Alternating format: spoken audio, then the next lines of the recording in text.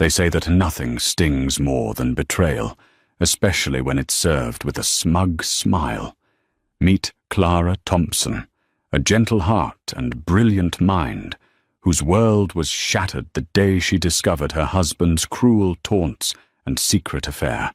He mocked her pregnancy before his mistress, humiliating her in the very home they'd built together. Little did he know, the woman he dismissed held far greater power than he could ever imagine. Justice would soon shine a spotlight on the truth.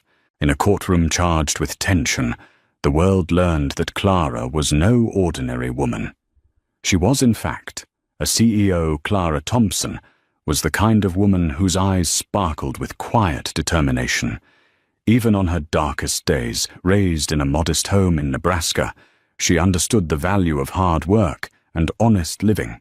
Her parents, Timothy and Sarah Campbell, had invested their lives in a small family diner on the outskirts of Lincoln. Day after day, they instilled in their daughter a core belief: treat others with respect and kindness, no matter what storms life tosses in your path. It was in college that Clara first encountered Jonathan Thompson. He was a gregarious, ambitious young man with quick wit and a disarming smile. Jonathan's background was very different from Clara's. Born into a wealthy family in Los Angeles, he carried a sense of entitlement on his shoulders. He was used to getting what he wanted, often effortlessly. Yet there was something about Clara's sincerity that captivated him, and something about Jonathan's confidence that intrigued her. From the start, Clara sensed Jonathan craved success above all else. Sometimes, she even worried he confused ambition with greed. Yet for reasons she couldn't quite name, she trusted him to respect her choices. After all, he promised her the world. She was young, in love, and hopeful. In the first few years of marriage, Clara and Jonathan found themselves building the typical suburban life. Clara worked as a mid-level marketing executive at a boutique firm called Elysian Concepts. Jonathan, always bouncing from one project to another, styled himself as an entrepreneur. He jumped from real estate deals to tech startups, always proclaiming to have found the next big thing. When they moved to Chicago, Clara took on a more senior role in a larger advertising agency, Dahl & Ross, to support them financially.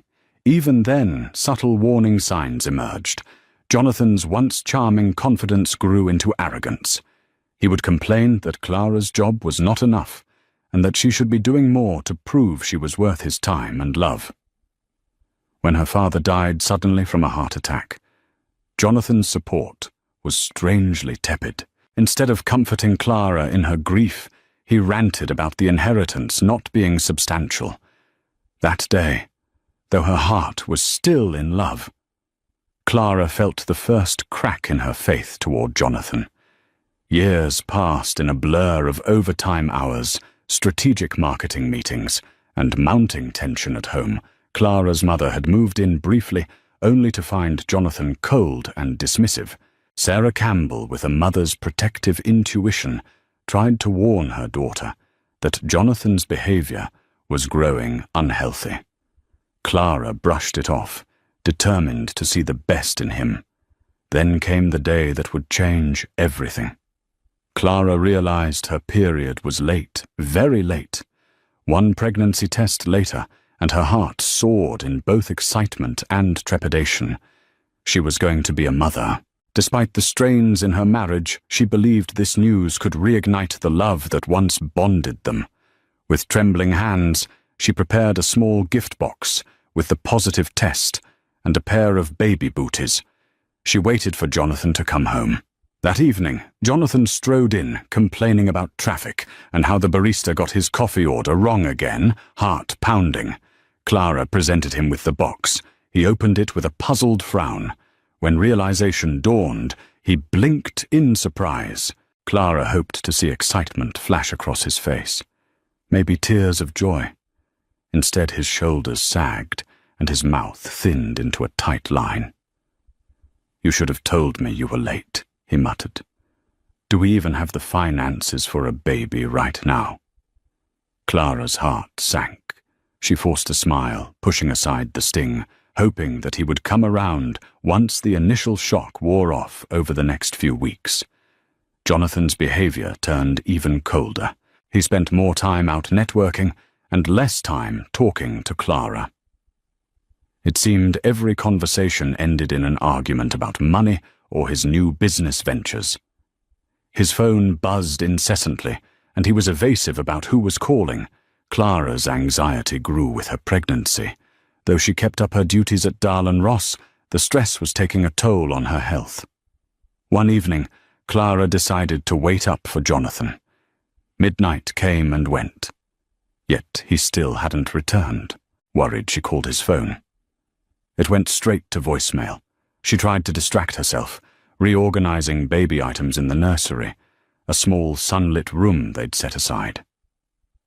At nearly 2 a.m., Jonathan stumbled in, smelling of expensive wine and perfume that wasn't hers. Clara asked where he'd been. He simply brushed her off, claiming late-night business meeting. But the bright red lipstick stain near his collar told a different story.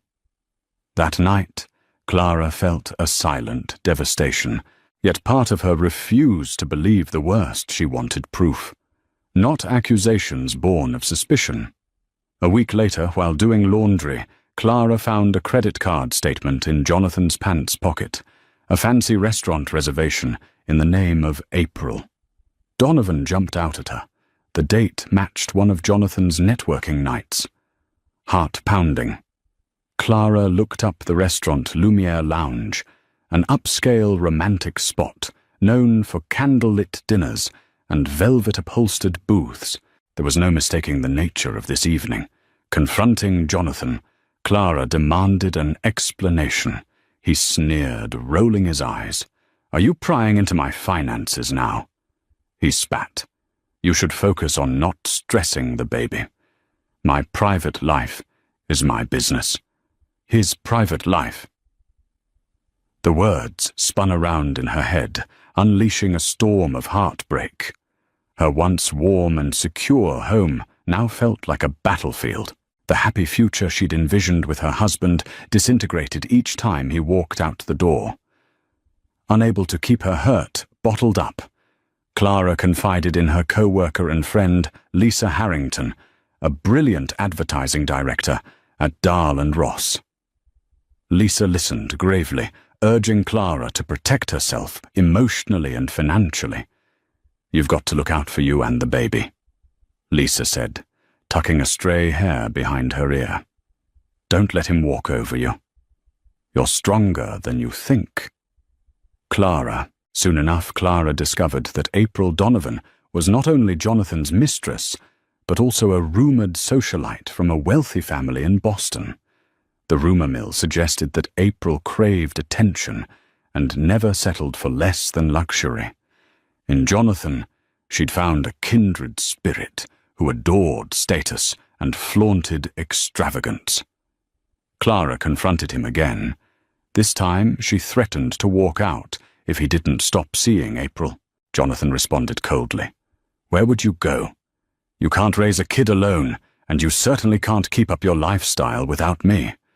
The cruelty in his eyes sliced through Clara's heart. As the pregnancy advanced, Clara tried to focus on her health, but the emotional turmoil weighed heavily. Her obstetrician, Dr. Remy Hartfield, worried about Clara's elevated blood pressure and told her to avoid stress as much as possible. "High stress can lead to complications," Clara, the doctor said gently. Clara nodded. But how could she find peace when her husband was parading around with another woman? The final straw came one weekend. Jonathan claimed he had an urgent meeting with potential investors. Clara, feeling uneasy, decided to quietly follow him in a taxi.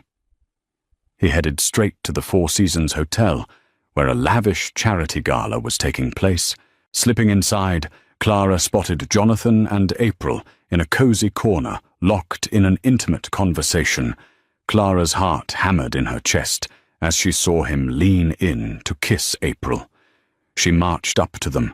Jonathan froze, eyes flicking with irritation rather than guilt. April looked Clara up and down with a smirk.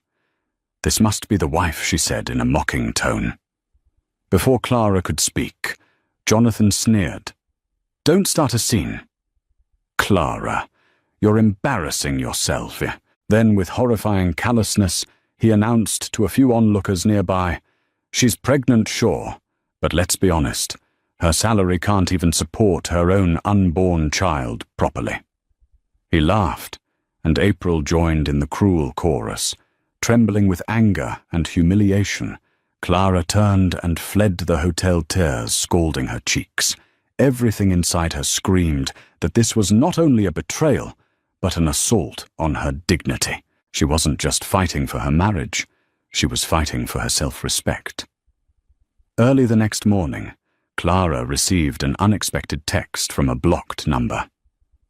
"I'm sorry for how you were treated. He's not worth it. You deserve better." Shocked Clara reread the message, suspecting it might be from April or someone close to Jonathan. But as quickly as it had come, the number disappeared. It felt strangely comforting that someone, somewhere, had recognized how she'd been wronged. Wary but curious, Clara confided in Lisa again. Lisa insisted she had to take control of her own life over lunch at a small cafe near Dahl and Ross. Lisa gently took Clara's hands and said, "Clara, you're brilliant at what you do. Your presentations are top-notch. You have the entire skill set to start your own venture, if you wanted. You don't need Jonathan's approval or his money, especially not after how he's treating you." Clara sipped her coffee, thinking of how she'd dreamt of running her own marketing firm one day. She had never seriously considered it before, mainly due to family obligations and the notion that Jonathan might not support such an endeavor. The idea that she could step out from behind his shadow and pursue something on her own set a tiny ember of hope glowing inside her. That ember caught a spark when fate intervened in the form of a phone call. An old college professor's doctor. Norman Drake reached out to Clara about a friend who was seeking top-level marketing expertise for a new tech product launch. The friend, Michael Harrington, was the founder of Ascension Apps, a startup with significant investor backing. They wanted a fresh marketing strategy and were willing to pay handsomely for the right talent. Clara saw an opportunity. With Lisa's encouragement, Clara quietly began consulting with Ascension Apps during evenings and weekends. She took meticulous notes, mapped out marketing campaigns, and sketched potential brand identities. Despite her blossoming pregnancy, she poured her heart into the project, feeling a renewed sense of purpose. Jonathan remained oblivious. Too consumed with parading around with April by day, Clara still put on a brave face at Dahl and Ross, though she knew she might soon have to part ways if this consulting gig turned into something bigger. Unbeknownst to Jonathan, each paycheck from her consulting work went into a separate bank account. She was preparing for a future on her own. One day, Michael Harrington called Clara in for an urgent meeting. The campaign proposals she'd drafted had wowed his investors, and they wanted her full-time as Chief Marketing Officer. The compensation package was substantial, complete with a generous sign-on bonus and stock options. Clara's heart soared, but she also hesitated. She was pregnant, dealing with an unfaithful husband, and uncertain if she could juggle so many changes at once. But Michael didn't waver. "Clara, your skills are unique and your insights are unmatched. We need you," he said emphatically. Feeling a surge of self-confidence, Clara accepted the position. This was her chance to break free from Jonathan's toxic control. Over dinner that evening, she mustered the courage to tell Jonathan about her new job offer, hoping for some semblance of support. Instead, his response was scornful. "A startup tech nonsense. That's a joke. You're too naive to see when you're being used." His dismissive attitude only fueled Clara's resolve. She smiled politely, retreated to her room, and resolved to finalize her plans to leave him the moment she felt secure in her new role. She also vowed to keep her unborn child safe from Jonathan's negativity at all costs. The tension in the Thompson household escalated day by day. Jonathan, oblivious to Clara's growing independence, continued to flaunt his affair. He posted pictures of lavish outings with April on social media, though he never explicitly mentioned her identity. Friends began to ask Clara awkward questions, and she deflected them with carefully measured responses. She refused to let the public see her pain, but inside she seethed. At Ascension Apps, Clara threw herself into work. Her early marketing campaigns were a roaring success, drawing attention from major tech blogs and even mainstream media outlets. Investors praised her creativity and leadership. Michael Harrington, impressed by her management style, began hinting that he wanted to groom her for an even higher executive position, perhaps CEO of a newly formed spin-off brand. Clara felt the ground shifting under her feet in the best way possible. Her life was about to change yet again, but this time she would be in the driver's seat. Meanwhile, Jonathan had no clue about the magnitude of Clara's achievements. He only saw that she was wasting time at a startup. One evening he came home in a foul mood, reeking of whiskey. April had apparently complained that Jonathan was not fulfilling promises of giving her a glamorous life. He directed all his frustration at Clara. She was sitting at the kitchen table, reviewing documents for an upcoming product launch, when Jonathan stormed in. "You're spending all your time at that worthless job," he yelled, slamming a cabinet door. "Look at this house. It's not even clean.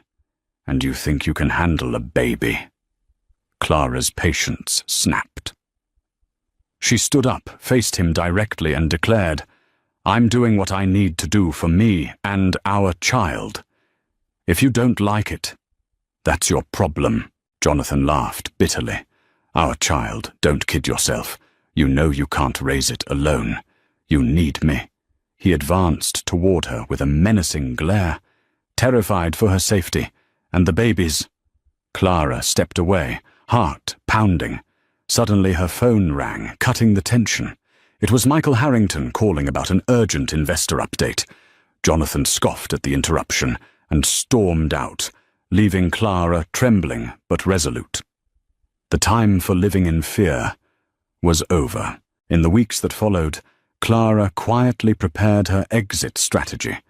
She kept a journal of every threatening or humiliating statement Jonathan made. She also documented his repeated absences and compiled screenshots of his social media posts with April. Her friend Lisa advised her to consult an attorney, so Clara visited Rebecca Henderson at a respected law firm, Johnson & Friedman.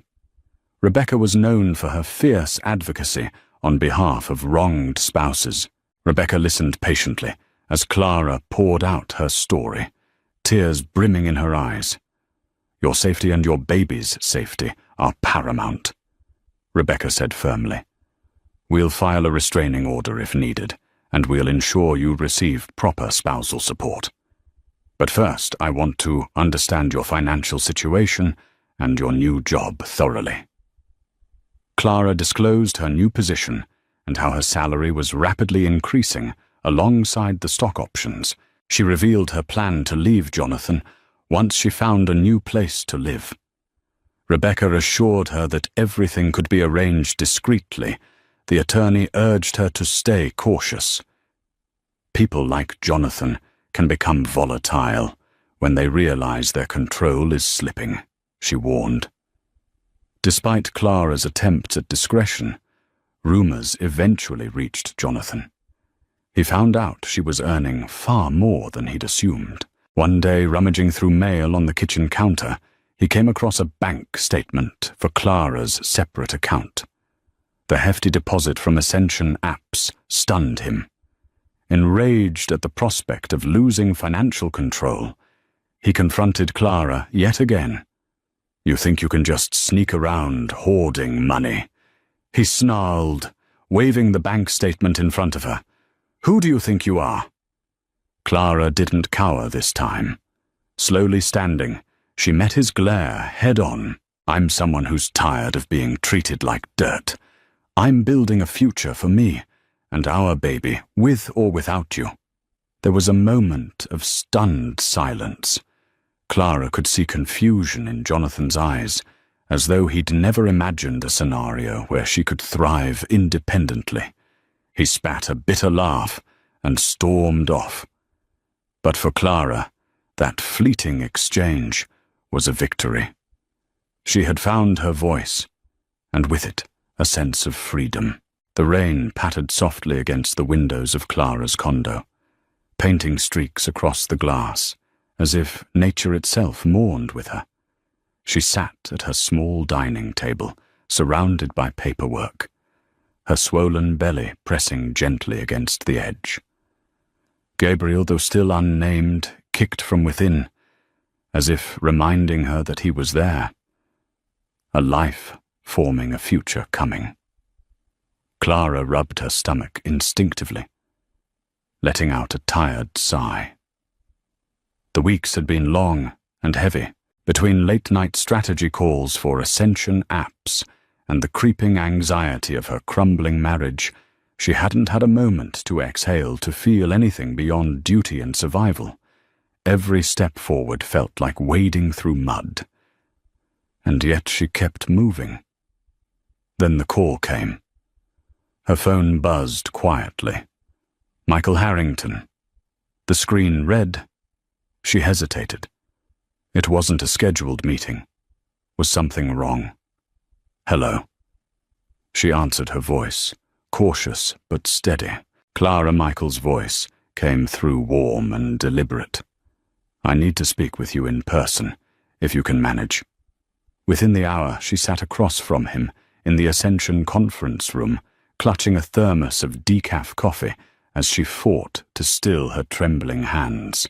The atmosphere was different, more focused, more intense. Michael wasn't his usual jovial self. He looked as if he was about to drop a bombshell. "I'll be direct," he said, resting his elbows on the table. "Your work has been exceptional. Investors are beyond impressed. We've decided to launch a new subsidiary, Ascension Creative, and we want you to run it." Clara blinked. "Run it." He smiled as CEO. Time seemed to freeze. The words hovered in the air like snowflakes, suspended mid-fall. Clara stared at him, her mind struggling to catch up. "You want me to be CEO?" she repeated slowly, as if trying the title on for size. Her voice cracked under the weight of disbelief. Michael nodded. "Yes, you're not just good at what you do. Clara, you lead, you inspire. You've transformed this brand in weeks. Imagine what you could do with full authority." Her eyes stung unexpectedly. No one had spoken to her like this in years. Not since college, perhaps. Not since before, Jonathan. Not since she was simply Clara Campbell, a woman full of ambition and belief. But she began placing a protective hand over her belly. "I'm pregnant. I'm about to be a single mother. This is so much. What if I can't handle it all?" Michael leaned forward, sincerity softening his tone. "Clara, your pregnancy doesn't make you less capable. If anything, it shows your resilience. You've juggled more under pressure than most people ever will. You don't have to say yes right now. The announcement can wait until after your baby is born. But I wanted you to know we see you, we believe in you." She covered her mouth with her hand. Overcome, emotions rushed in a tidal wave of disbelief, gratitude, fear, and something deeper, validation. For years, she had been made to feel small, like her dreams were too loud, too inconvenient. And now someone was handing her the keys to a future she thought she'd lost. Tears slipped down her cheeks silently. She didn't try to stop them. "I'll do it," she whispered, her voice full of quiet strength. "I'll accept," Michael smiled. "Then let's build something incredible together." That night, back in her condo, Clara stood by the window, watching the city lights flicker in the distance, for the first time in what felt like forever. She didn't feel like she was just surviving. She was becoming. Jonathan didn't know it yet, but the woman he thought he'd broken was already rising. One decision, one heartbeat at a time. And soon, the world would call her something new. CEO. Unfortunately, Jonathan would not let her slip away so easily. During her 8th month of pregnancy, Clara came home one last time to pack her belongings. Jonathan was in the living room, smirking. April was there too, perched on the couch like she owned the place. Clara's heart pounded at the brazen display of disrespect. "You think you can just leave me without consequences?" Jonathan taunted April. "And I have decided to get married once we finalize our divorce. And guess what? There won't be much left for you in the settlement. My father's lawyer is the best in the city," April giggled. "Yes, Clara, if that's your name, don't be too upset. Jonathan told me your child was unplanned anyway." Her words dripped with sarcasm and cruelty. Clara's cheeks burned with anger, but she refused to respond with the same venom. She quietly picked up her suitcase. Before walking out, she leveled a calm stare at Jonathan. "I hope you're happy with the choices you've made. One day you'll realize what you lost." With that, she shut the door on him, and the life they once shared, Clara settled into her temporary condo, a stark yet comforting contrast to the lavish, tension-filled house she left behind. Each day she prepared for the birth of her child, while juggling the responsibilities of her demanding job. Lisa came by, regularly helping to assemble baby furniture and pack a hospital bag. During these visits, they shared stories of the old days, letting laughter replace pain. On a breezy afternoon, she officially filed for divorce with Rebecca's help. The paperwork was straightforward, but emotionally heavy.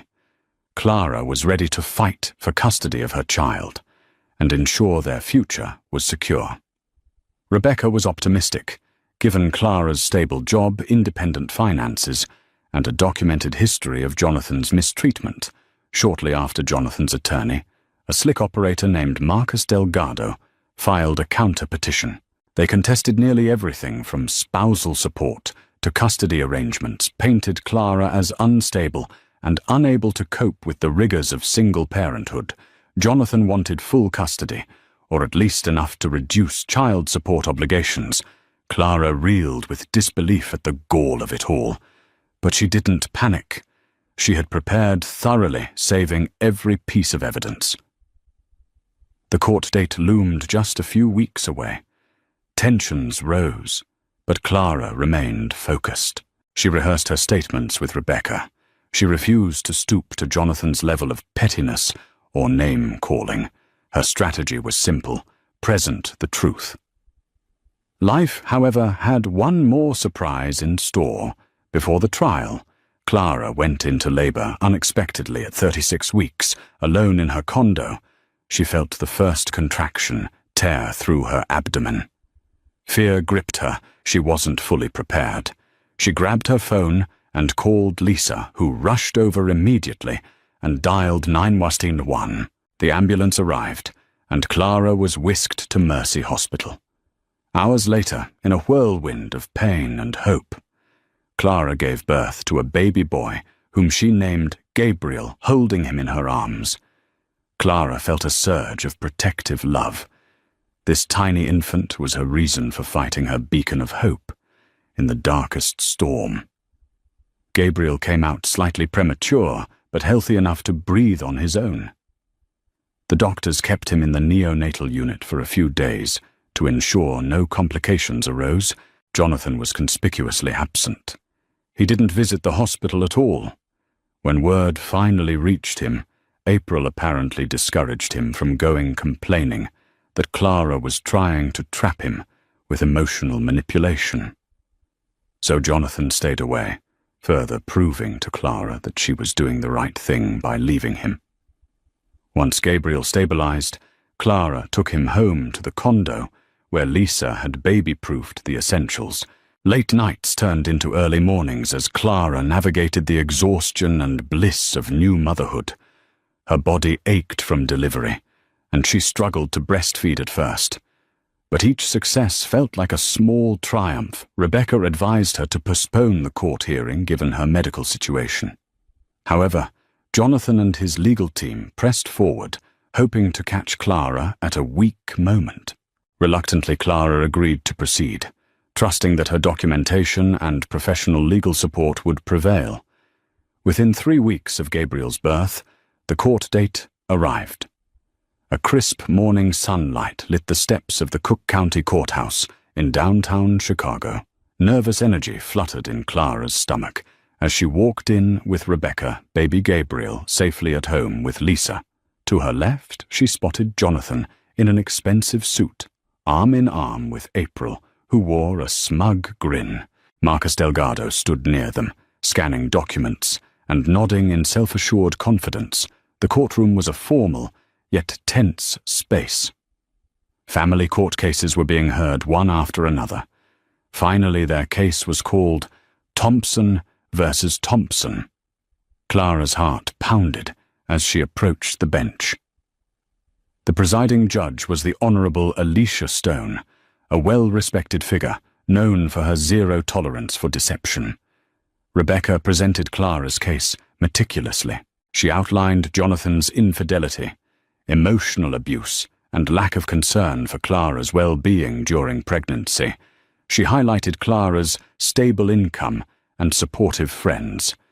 Clara handed over documented evidence of Jonathan's late nights credit card statements and social media posts. Marcus tried to interrupt with claims that Clara was emotionally unstable, referencing postpartum challenges. He argued that Jonathan was willing to provide a luxurious lifestyle for the child, and insisted that the baby's best interests lay with a father who had significant financial resources. Significant financial resources, Rebecca retorted.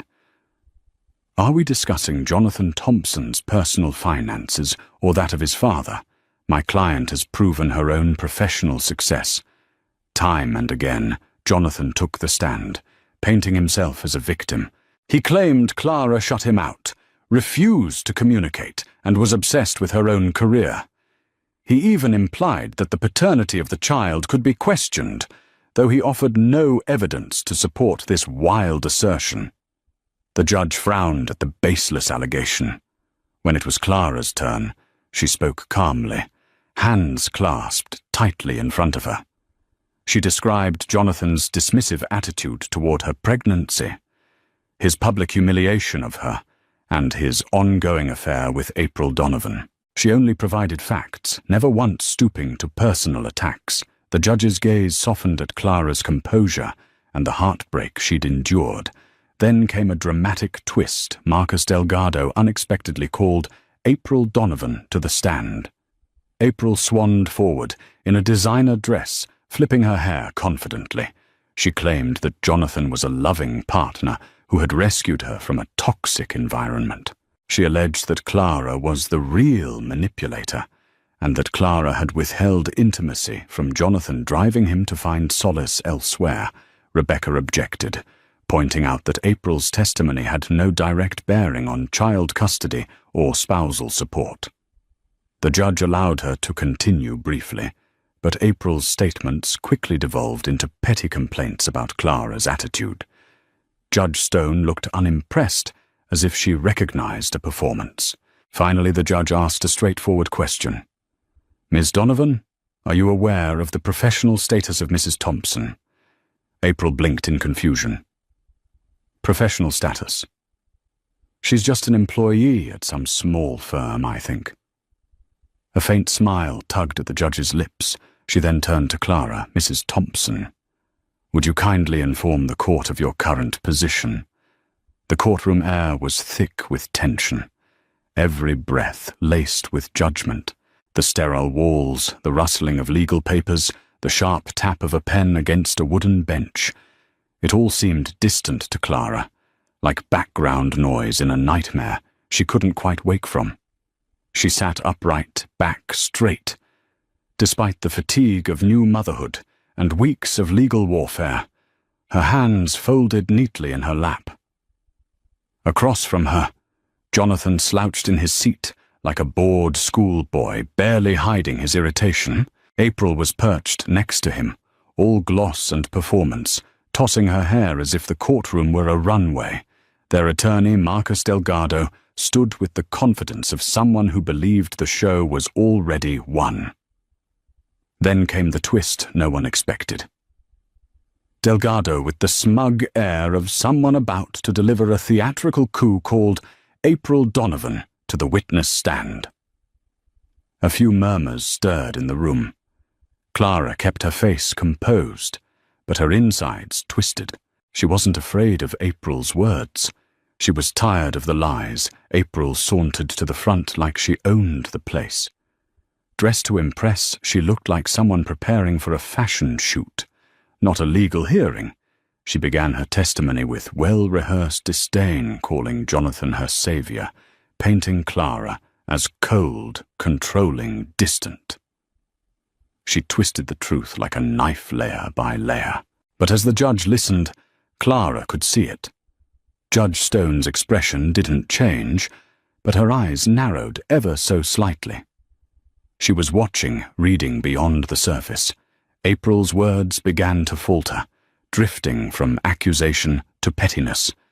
Complaints about Clara's tone, her attitude, her lack of femininity. It was no longer testimony. It was theatre, and the performance was unraveling. Then came the moment that shattered it all, Miss. Donovan Judge Stone interrupted coolly. "Are you aware of Mrs. Thompson's professional status?" April blinked. "Professional status?" "Yes." The judge repeated her voice, laced with something between curiosity and control. "Her occupation." April let out a light laugh. "She works at some company, marketing or something, I think." Her voice was full of smug dismissal. That's when Judge Stone turned to Clara with a deliberate, steady gaze.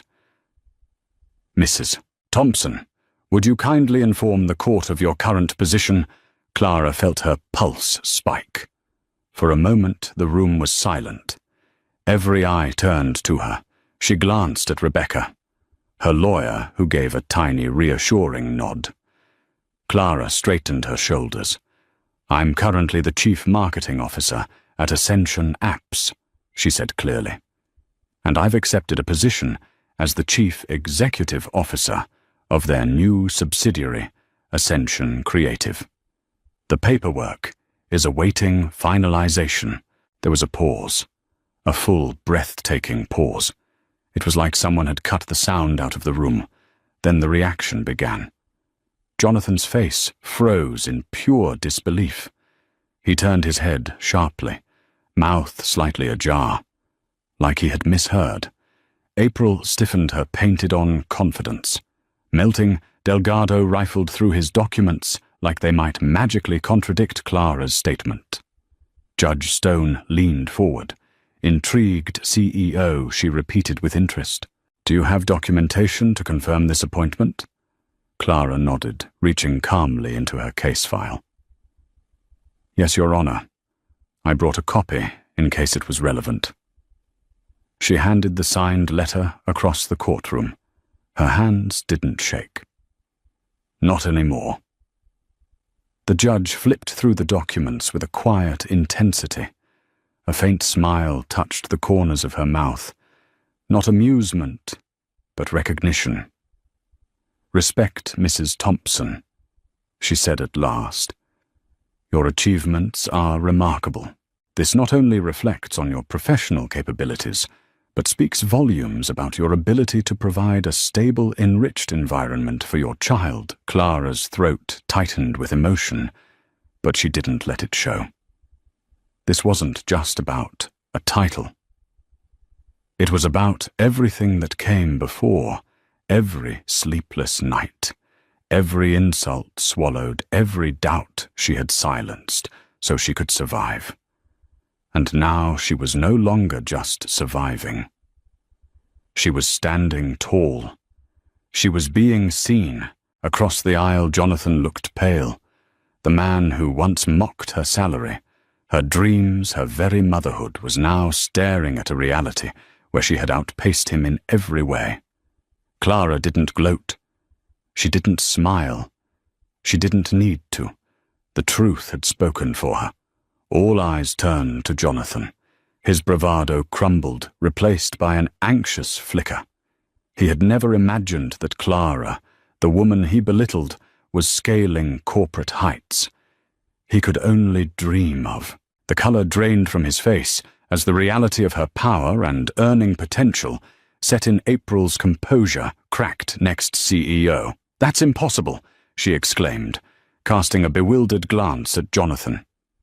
"You told me she was just scraping by." Jonathan hissed at her to be quiet, but it was too late. The entire courtroom watched the cracks in their facade grow wider. Rebecca seized the moment. "Your Honor, it's clear that Mr. Thompson's portrayal of my client's financial situation is inaccurate. Contrary to their claims that Clara is unstable or unemployed, she is in a position of significant responsibility and income. This alone contradicts the notion that Mr. Thompson should have majority custody or lower child support obligations." Silence fell once more over the courtroom, but this time it was not the quiet of anticipation. It was the stillness of reckoning. Clara sat poised, her heart pounding softly like a distant drum. She kept her gaze forward, not daring to look at Jonathan. She didn't need to. She could feel his energy unraveling, anger cloaked in fear, entitlement collapsing under the weight of reality.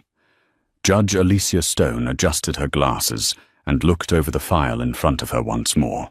Her eyes flicked to Jonathan, then to Clara, then down to the stack of evidence financial statements. Social media screenshots documented neglect. And now the CEO confirmation letter that had shifted the entire courtroom dynamic like a tectonic plate snapping into place. When the judge spoke, her voice was measured calm, but behind it was a quiet steel. "The court has reviewed all submitted materials and testimony," she began, Mrs. O. "Thompson has demonstrated both through documentation and witness accounts that she has acted in the best interest of her child from the moment she became aware of her pregnancy." Clara felt her breath catch. Every part of her was clenched, waiting, hoping. She has shown remarkable professional stability, emotional composure, and clear, consistent efforts to protect and prepare for her child's future. Jonathan shifted in his seat, frowning. April's smugness had vanished. She sat rigid and silent, her nails digging into the strap of her designer purse. Conversely, Judge Stone continued turning her eyes directly to Jonathan. "Mr. Thompson has provided no credible evidence of stability, nor has he adequately rebutted the claims of emotional neglect, infidelity, or financial recklessness. Furthermore, the attempt to question the paternity of the child without basis or proof demonstrates a troubling pattern of deflection and irresponsibility." Jonathan opened his mouth to object, but the judge raised her hand, sharp and final. "My decision is as follows," she said, her voice now echoing like the drop of a stone into a still lake. "Full legal custody is awarded to Mrs. Clara Thompson, Tess. Thompson is granted visitation rights as outlined by the court schedule and is required to contribute to child support based on a revised financial evaluation, including half of all medical and educational expenses. A sharp inhale escaped Clara before she could stop it. Her fingers gripped the edge of her seat. It was real. Then came the final blow.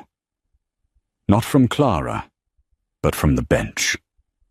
Judge Stone turned to Jonathan, her gaze unflinching. "I advise you, Mr. Thompson, to reflect on the role you play in your son's life, not in terms of what you believe you're owed, but what you are responsible for. Being a father is not a title. It is a duty." Jonathan looked stunned, as if hearing those words from someone he couldn't dismiss had finally pierced his armor. The judge added, almost as an afterthought, but with the gravity of a closing door. "Should Mrs. Thompson wish to pursue additional damages related to emotional distress, she is entitled to do so in a separate civil suit.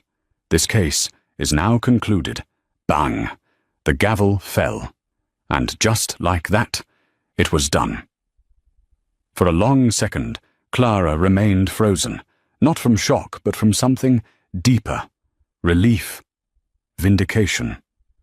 A swell of something she hadn't felt in so long. Freedom. Rebecca touched her arm gently.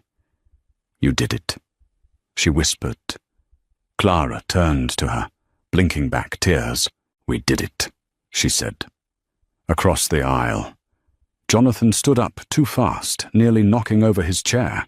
His face was flushed, his expression twisted with disbelief and fury. He no longer had power to act on. April didn't move. She stared ahead, as if trying to rewrite the past few minutes with her mind alone.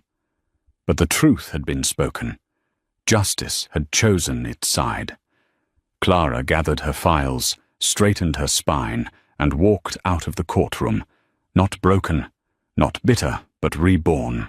The moment the gavel struck, a surge of relief and triumph rushed through Clara. Tears slipped down her cheeks as she thanked Rebecca, who nodded with a small smile. Jonathan hurried out of the courtroom, muttering curses under his breath, while April trailed behind, looking shell-shocked. Outside, reporters from local tabloids who had caught wind of a juicy divorce case snapped photos of the meltdown. Clara shielded her face and politely declined to comment. In the hallway, Lisa met Clara with open arms. The victory was monumental, but Clara felt a tinge of sorrow for what she had endured to get here. She squeezed Lisa's hand, whispering, "We did it." And Lisa replied, "No, you did it. You stood up for yourself and your child." Over the following weeks, Jonathan frantically tried to negotiate with Clara privately. He offered to reconcile if she called off the divorce proceedings, mostly in an attempt to salvage his finances. Clara calmly refused. She had endured too much trauma to even consider going back. She explained that any communication from now on would go through Rebecca and revolve solely around visitation for baby Gabriel.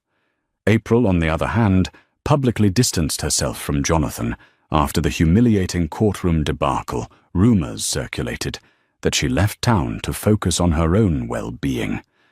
Jonathan, bereft of both mistress and the illusions of grandeur, found himself alone. Clara resumed her duties at Ascension Apps, balancing motherhood with the demands of her position.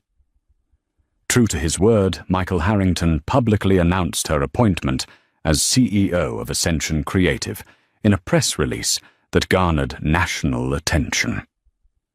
Suddenly, Clara found herself invited to speak at conferences about women in leadership, balancing family and career, and overcoming personal adversity.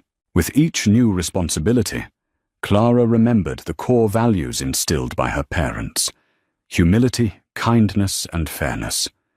She assembled a team that reflected diversity and ethical business practices. Overnight, her story turned into an inspirational headline.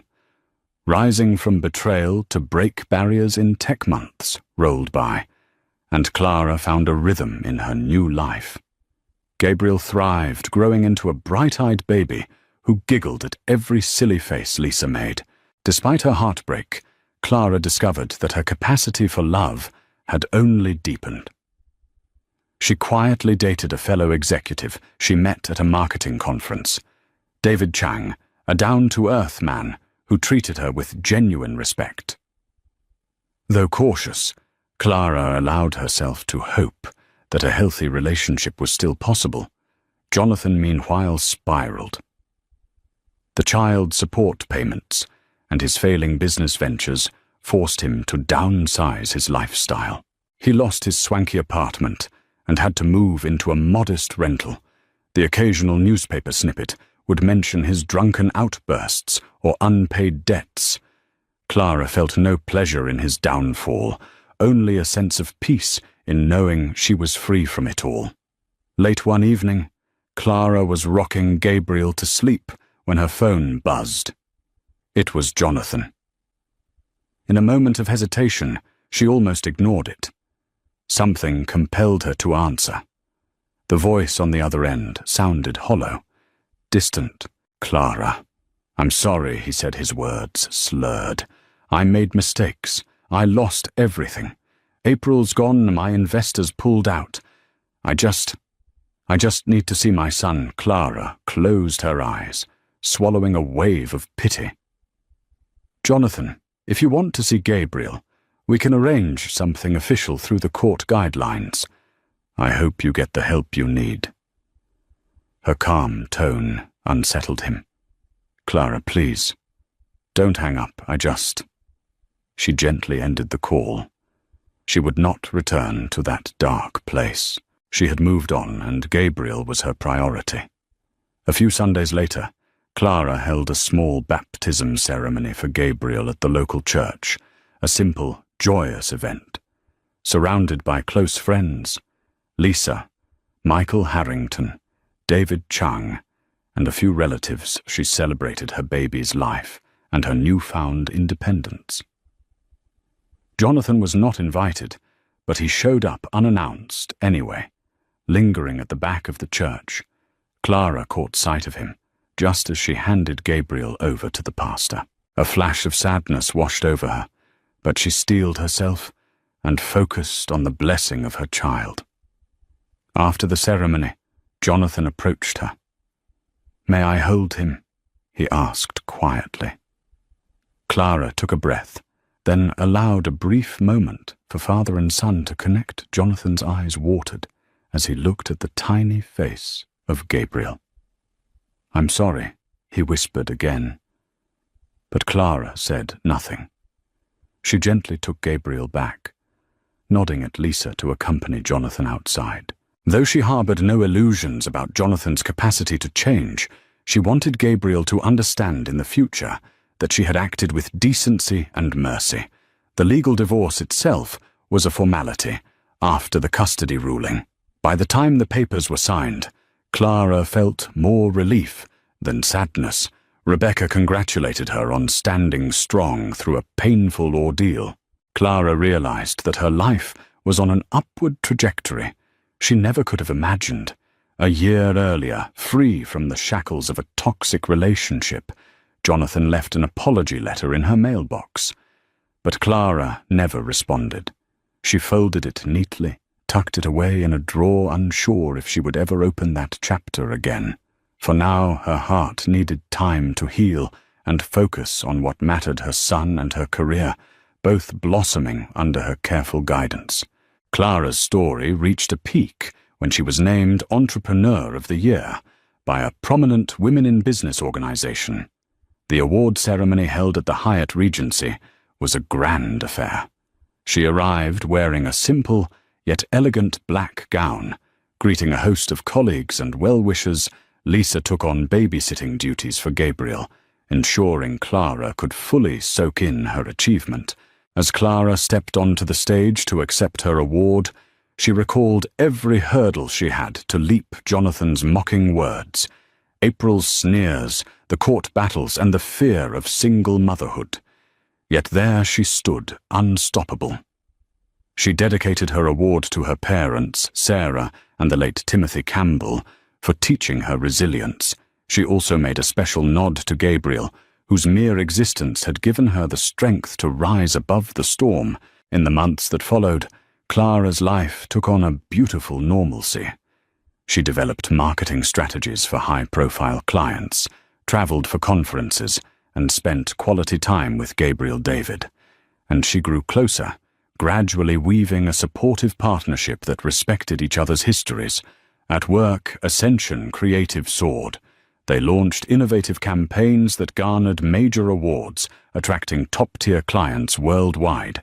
Clara's leadership style, empathetic yet firm, set a new standard in the industry. She became a mentor for young women, especially single mothers who needed encouragement to chase their dreams. Jonathan drifted in and out of therapy. He made sporadic attempts to see Gabriel, abiding by the visitation schedule. Clara allowed it, believing Gabriel deserved to know his biological father, despite Jonathan's flaws. But her heart had long healed from the illusions of romantic reconciliation.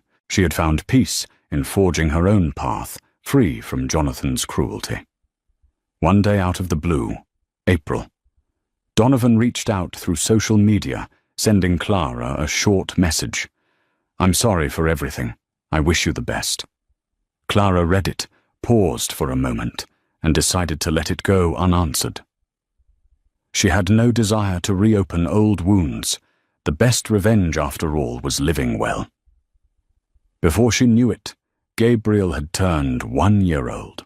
Clara hosted a small birthday party in her condo, decorating the living room with pastel balloons. She watched her baby boy smash cake between his fingers with pure delight. Everyone who had stood by her side, Lisa, Rebecca, Michael, David, filled the room with warmth and love. At one point, Clara stood off to the side, tears of gratitude sparkling in her eyes. She could hardly believe how far she'd come from a humiliated pregnant wife to a confident CEO and caring mother. This was the life she had fought for, full of hope, surrounded by genuine people who celebrated her success, rather than tore it down. A few weeks later, in the calm after the birthday celebration, Clara sat at her desk in Ascension Creative's sleek new offices. She gazed out the window at the bustling Chicago skyline. A sense of purpose filled her. She pressed a button on her intercom to call her assistant. "Yes, Mrs. Thompson." "Sorry, Ms." Thompson, the assistant, corrected. Remembering the divorce, Clara smiled. "Clara is fine." She said she'd long since dropped Jonathan's last name in official documents, reverting to her maiden name. "Campbell. Could you schedule a meeting with the design team for Monday afternoon?" "Yes, Ms. Campbell," her assistant replied. "Congratulations again on the big contract with Syntec. You're doing amazing things here."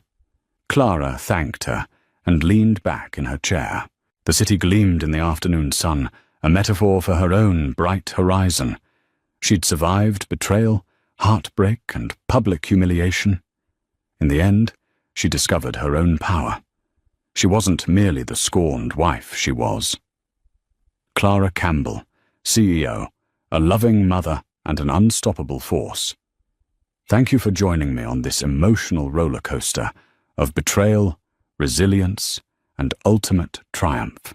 Clara Campbell's journey reminds us that no matter how dark the night may seem, dawn always breaks with new possibilities. She overcame humiliation, stood her ground, and rose to become a powerhouse in her field, all while embracing the joy of motherhood. Her story shines a light on the importance of self-respect and staying true to one's values. It challenges us to question the limits placed upon us by others, and inspires us to rewrite our own destinies. If Clara can stand tall in the face of cruelty and find her voice, so can we all.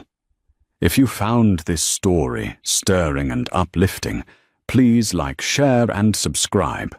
Your support helps keep these empowering stories alive.